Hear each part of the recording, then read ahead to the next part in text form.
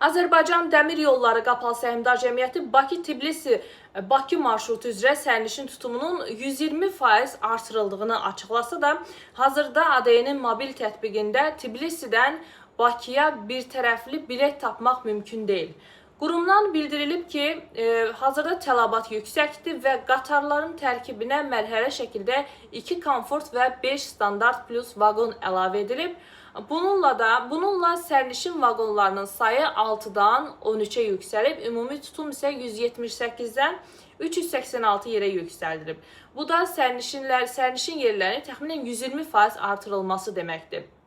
Və məlumatda o da bildirilib ki, marşrut üzrə indiyənədək 23 minə yaxın sərnişin daşınıb və qatarların doluluq səviyyəsi isə 100%-dir. Ümid edirik ki, yaxın günlərdə bu problem də nəzərə alınacaq. Çünki xüsusən də Türkiyə istiqamətindən Gürcüstan üzərindən Bakıya getmək üçün sərfəli bir səyahət planı quranlar üçün Gürcüstandan, Tbilisidən Bakıya bir tərəfli bilet almaq çox çətindir. Hazırda tətbiqdə qeyd elədiyim kimi ümumiyyətlə bilet görünmür.